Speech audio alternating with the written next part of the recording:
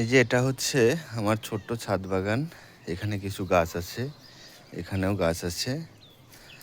তো গাছ শুধু লাগালেই না, গাছকে খাবার দিতে হবে।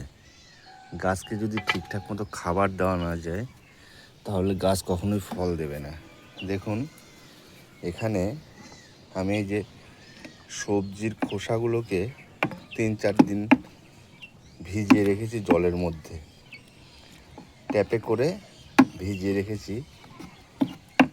এই জলটাকে ট্যাপ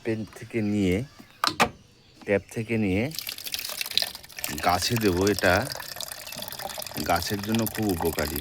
এটা লাল হওয়ার কারণ হচ্ছে এখানে বিটের টুকরো পড়েছে, বিট কাটা হয়েছিল, বিটের সেই ছোবলাগুলো পড়েছে, যার কারণে এটা লাল। তো এই সবজির জল, এটা গাছের খুব ভালো একটা খাবার, খুব ভালো মানে খুবই ভালো। তো আপনারা যারা সবজি চাষ করেন বাড়িতে ছাদ বাগানে, তারা এটা ব্যবহার করে দেখবেন, গাছের ফলন পাবেন প্রচুর পরিমাণে।